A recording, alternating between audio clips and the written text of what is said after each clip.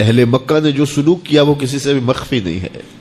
پتھر مارے، گڑھے کھودے، کانٹے بچھائے، اجریاں ڈالی، اپنے گھروں کے کوڑے لا کے حضور کے گھر کے سامنے رکھ دیے.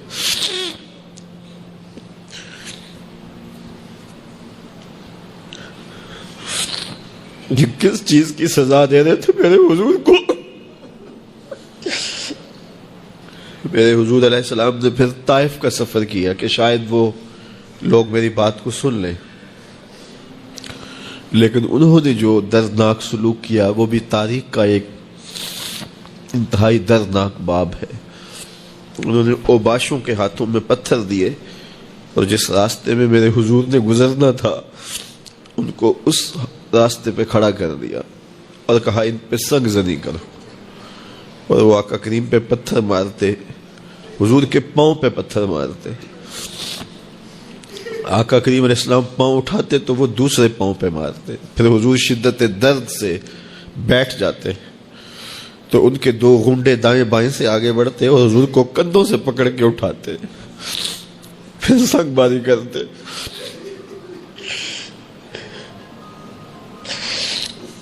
نالین حضور کے خون سے بھر گئے. عذاب کے فرشتے حضور کے پاس آئے کہ اگر آپ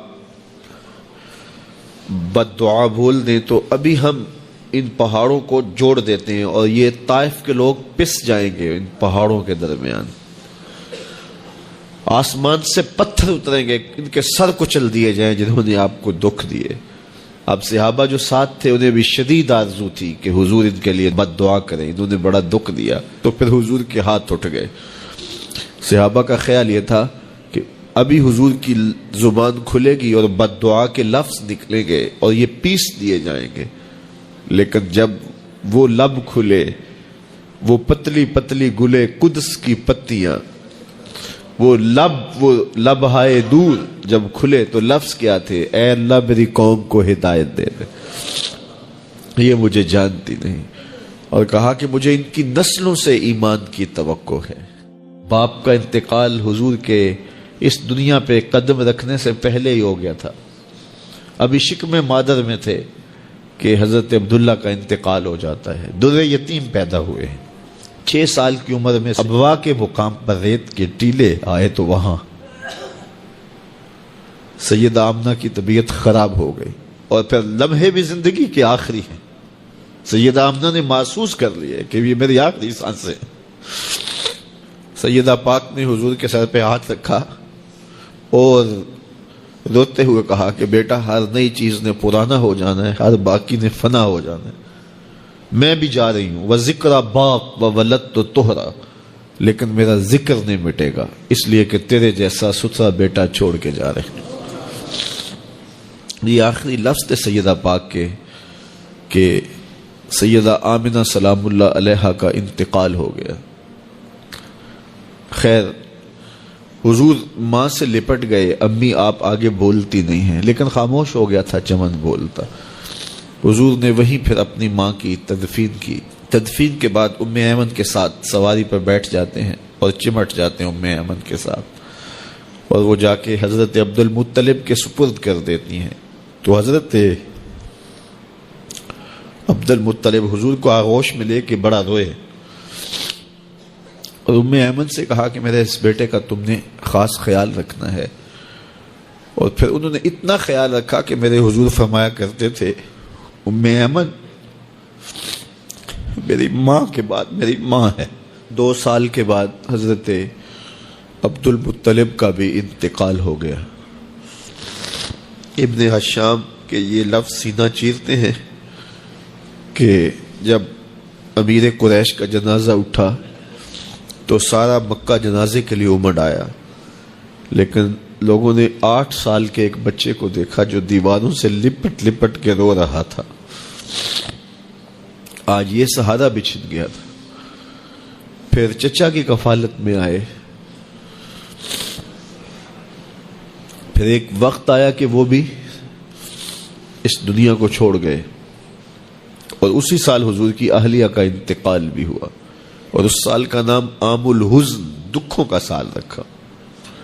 جو امت کے حق تھے حضور نے وہ ادا کیے. لیکن امت کے ذمے جو حقوق تھے پیغمبر کے لیے، آج امت نے سوچنا ہے کہ امت نے کیا وہ حقوق پورے کیے؟ جس طرح طائف کے بازاروں سے لے کے مکے کی گلیوں تک اذیتیں سہی، تکلیفیں گوارا کی، مقاومتیں، مخالفتیں، نکتہ چینیوں کے طوفان، ناموافق حالات کے جکڑ، اذیتیں، کسے ہوئے آوازیں، کیا کچھ نہیں تھا۔ ذرا پلٹ کے مکے کی تاریخ تو دیکھو، حضرت سمیہ کے بدن میں اترتا ہوا خنجر تو دیکھو، حضرت یاسر کو تڑپ کے جان دیتے ہوئے تو دیکھو، اور پھر دیکھو کہ میرے اور آپ کے آقا و مولا کس طرح سے عزم و ثبات کے ساتھ، کس طرح تندہی کے ساتھ، کس طرح اللہ کے پیغام کے ابلاغ کے لیے کوشاں رہے۔ گھر میں فاقے تھے، کئی دن تک چولہا نہیں جلا، لیکن تبلیغ کے تسلسل میں فرق نہیں آیا، اور پھر تبلیغی عمل کو کسی غرض سے بھی ملوث نہیں ہونے دیا۔ لا اسألکم علیہ اجرا، اس پہ شاہد عادل ہے۔ قیامت تک اپنی نسل کے لیے صدقہ بھی حرام کر دیا، زکوٰۃ بھی حرام کر دی، کہ میری نسل بھی تم سے کچھ نہیں لے گی، میں محض اللہ کی رضا کے لیے تم تک پیغام حق کا ابلاغ کیا ہے۔ جو حق تھا حضور کے ذمے امت کا، اس کو ادا کیا۔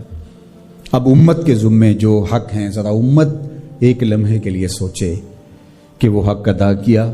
سب سے پہلا حق جو امت کے ذمے عائد ہوتا ہے وہ ہے ایمان بالرسول، نبی پر ایمان لانا۔ ایمان لانے کا مطلب کیا ہے؟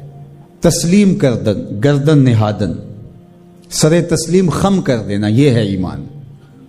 اپنی خواہش ترک کر کے جس کو مان لیا ہے اس کے لیے گردن جھکا دینا۔ تیرے ہندیاں سندیاں محبوبہ، میں کافر ہواں جے میں ہواں۔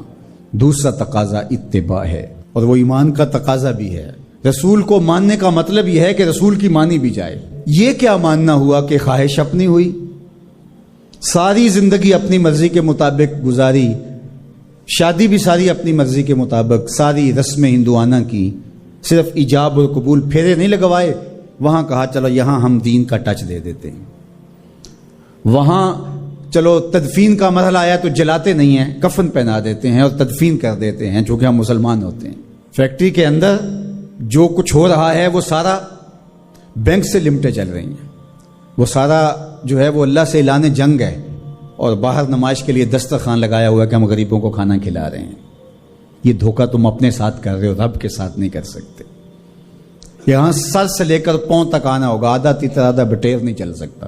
تو نبی کی اطاعت پھر اس میں کیا، کیوں، کیسے ممکن ہے؟ جب مان لیا تو پھر مان لیا۔